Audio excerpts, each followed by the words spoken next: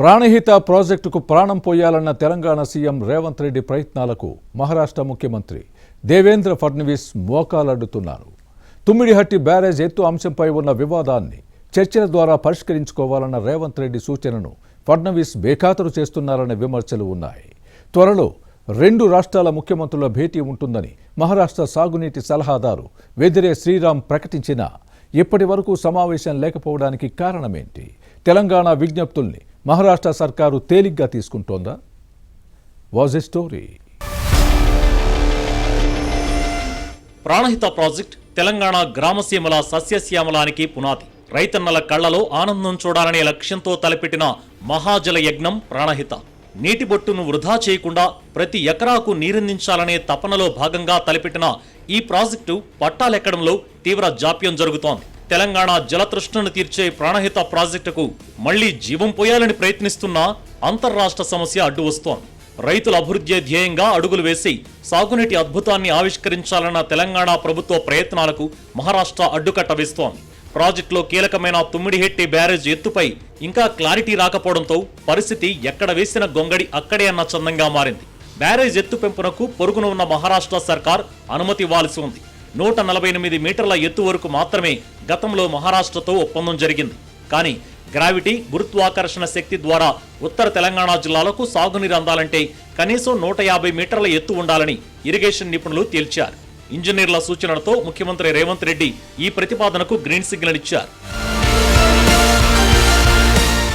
రైతుల నేలకు జీవనాడి లాంటి ప్రాణహిత తెలంగాణకు ప్రాణకోటి లాంటి ప్రాజెక్టు. తుమ్మిడిహెట్టి దగ్గర బ్యారేజ్ కడితే మడభూములు పచ్చబడతాయని భావించారు.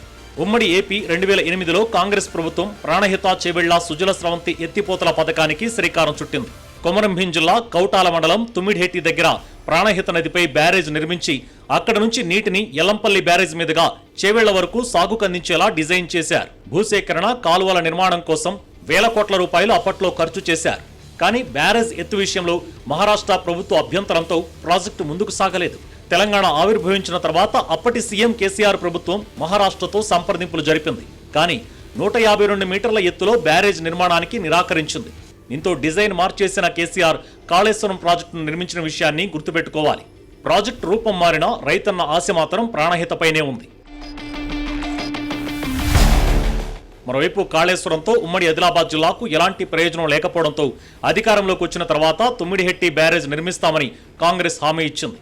రేవంత్ రెడ్డి సీఎం అయిన తర్వాత బ్యారేజ్ నిర్మాణానికి ప్రయత్నించారు. కానీ ఎత్తు విషయంలో మహారాష్ట్ర అనుమతి తప్పనిసరి కావడంతో అక్కడి సీఎం దేవేంద్ర ఫడ్నవీస్ కు ఈ ఏడాది మేలో సీఎం రేవంత్ రెడ్డి లేఖ రాశారు. గతంలో 148 మీటర్ల ఎత్తుకు మహారాష్ట్ర ప్రభుత్వం అంగీకరించిన విషయాన్ని గుర్తు చేశారు. ఈ హైట్ తో ఉత్తర తెలంగాణ సాగునీటి అవసరాలు తీరవని ముఖ్యమంత్రి ప్రస్తావించారు. 150 మీటర్ల ఎత్తుతో నిర్మిస్తే గ్రావిటీ ద్వారా నీరు అందుతుందని వివరించారు. ఎత్తు పెంచినా మహారాష్ట్రలో ముంపు ప్రభావం తక్కువేనని దీనిపై చర్చించేందుకు సిద్ధమన్నారు. కానీ మహారాష్ట్ర ముఖ్యమంత్రి నుంచి ఎలాంటి సమాధానం రాకపోవడంతో ఒక దశలో సీఎం రేవంత్ రెడ్డి తీవ్ర అసహనం వ్యక్తం చేసిన విషయాన్ని ప్రస్తావించుకోవాలి. ఈ విషయంలో కేంద్ర మంత్రి కిషన్ రెడ్డి, బీజేపీ ఎంపీలు చొరవ తీసుకోవాలని డిమాండ్ చేశారు. కానీ రాజకీయ కారణాలతో ఎవరూ స్పందించలేదు.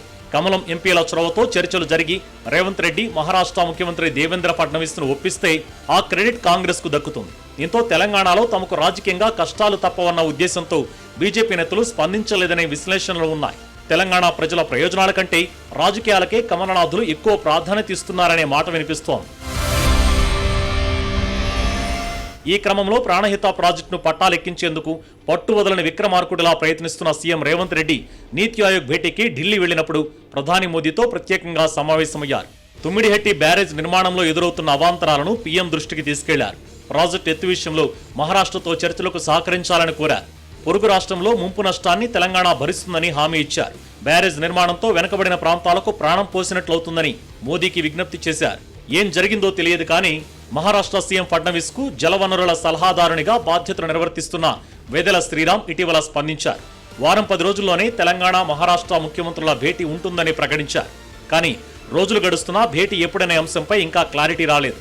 లక్షలాది ఎకరాలకు సాగునీరందించి అన్నదాతల కన్నీళ్లు తొడవాలన్నది సీఎం రేవంత్ రెడ్డి ఉద్దేశం. గోదావరి ఉపనది ప్రాణహిత ద్వారా శాశ్వతంగా సాగునీరందించాలన్నది తెలంగాణ ప్రభుత్వ మహోన్నత లక్ష్యం.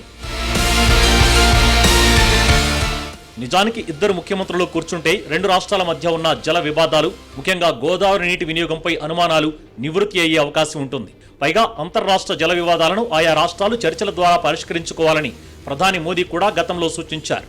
ఈ నేపథ్యంలో రాష్ట్రం నుంచి ప్రాతినిధ్యం వహిస్తున్న కేంద్ర మంత్రులు, ఎంపీలు చొరవ తీసుకుంటే వీలైనంత త్వరగా ప్రాజెక్టు కొలిక్కి వచ్చే అవకాశం ఉంది.